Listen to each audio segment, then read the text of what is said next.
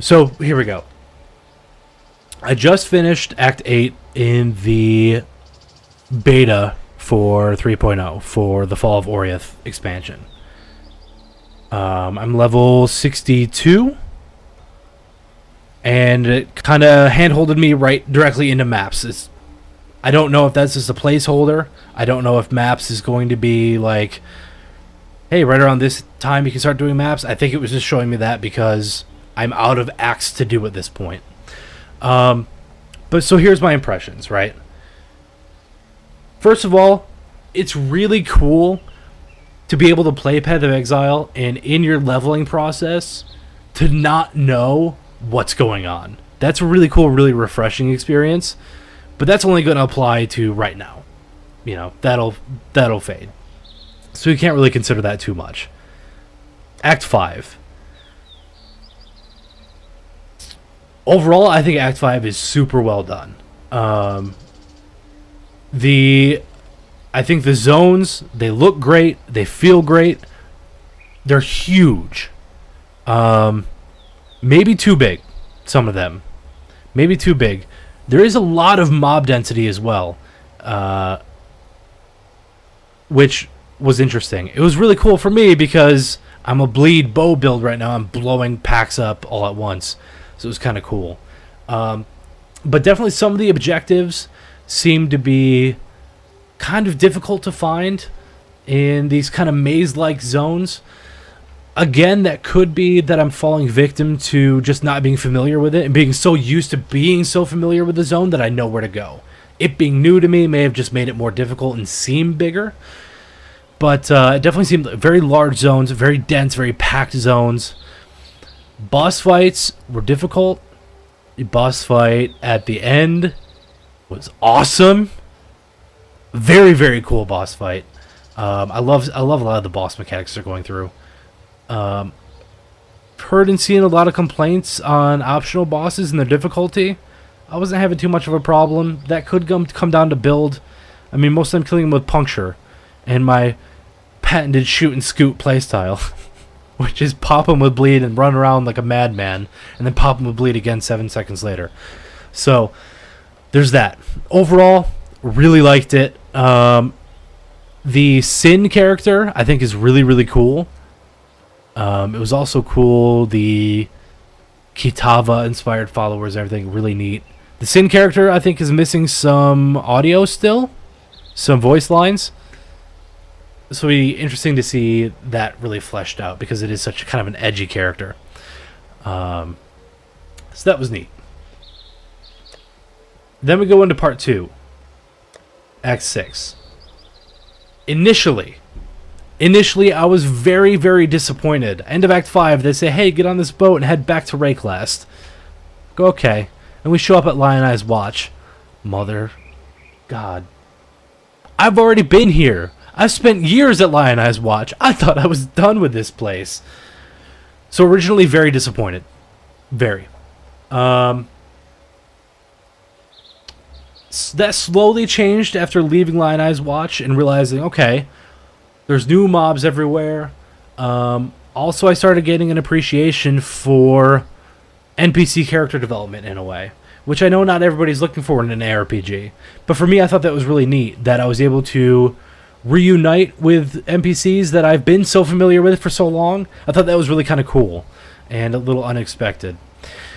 And then following the plot twists involving these characters that I've known for so long, that was kind of the hook for me. That's where I lost a lot of that disappointment. And I kind of explained this earlier in the stream too, that I thought that was really neat. Grabbed me, kind of sucked me in. I'm following these characters. Not only that, but the changes to zones. So it wasn't just what I was familiar with. There was, in a lot of cases, a majority of what I was familiar with some minor differences. In some other cases, completely revamped zones with completely different mobs and a completely different feel to it, which I thought was really neat. It was almost as if they were just kind of playing fan service like you would in a sequel to something, which I thought was kind of fitting. I feel like part 2 is very much kind of a sequel to what we've been playing all this time. So that was cool. Again, I thought boss fights were really well done, really mechanical and really engaging. I've had really, really bad gear this whole time, and I feel like I've been able to play in a fashion that's allowed me to gain mechanical advantage over these boss fights and really succeed. I'm a bleed bow build. I'm going to have that on my side. Melee builds, maybe not so much. I definitely think a lot of them may favor my play style right now. I'm curious to explore this with different characters of different play styles for sure. So yeah, that goes into Act 6. Thought it was really neat. Boss fight at the end. I think overall, the boss fight at the end of Act 6 is probably my favorite boss fight. A lot of it, maybe because it's very reminiscent to the crab fight from Moana. So, in my mind, the crab was singing the whole time that he wants to be shiny, and it was really funny in my own head. But no, I thought that fight was awesome. The effects of the arena changing and everything, incredible. Loved it. I had much less of a mechanical advantage there, too, which was pretty interesting. Then we got into Act 7. Act 7 was really neat for a lot of the same reasons Act 6 was. At this point, my disappointment was definitely kind of falling off. I'm kind of accustomed to the idea that, like, okay, I'm in the same world I've been in this whole time. But the world is different. And so I started looking more and more at, like, how the world's changed. Again, it hooks you with these NPC changes, following along with the NPCs that now are pursuing their own agendas, and also reuniting with some NPCs that are just kind of happy to see you, which is kind of a good feeling. It kind of plays into that god complex that feels so good in an ARPG. But largely kind of forgettable. I think Act 7 probably has the least going for it out of all of them. Which brings us to Act 8. The beginning of Act 8 sucked because I hate the sewer zones. And it puts you right into the sewers. Very interesting boss fight there.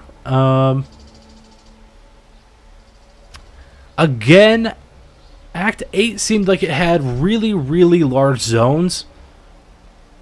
But I was also lost the entire time, which may have played into it. Mob density, again, huge. I think Act 8 and Act 5 actually had more in common than anything else. Act 8 definitely had a much more different feel than being in the same areas before, for the most part. I did think the boss fight between Lunaris and Solaris was awesome. I sat there for a while just kind of in awe of the character design of the two of them. And when they initially start fighting each other, I thought that was amazing. I thought that it looked so cool. Just beautiful to watch. And then to be a part of. Really cool mechanics. I remember 306 even mentioned in chat, and I noticed this too. The fact that, like, it swapped from day to night depending on who you were fighting at the time. Just kind of really cool atmospheric effects. I thought they did a really good job with that. I think the Harbor Bridge is a really cool zone. Really cool, like, kind of three-dimensional zone. I kind of want to just farm that for a little while right now. And yeah, so I guess overall, I really like it. Overall, I really like it. Again, I was originally disappointed going into... You read the text on the side. It was actually solar eclipse and lunar eclipse, to be technical. Okay. Yeah, so overall, I really enjoy it. I really enjoy the new acts coming into the expansion. Like I said, initially disappointed, realizing that I was going to be able to... or that I was going to have to relive old content in a way, but I think they've done enough with the content to tie you in and tie in the story, and mix it up enough that it was really enjoyable. So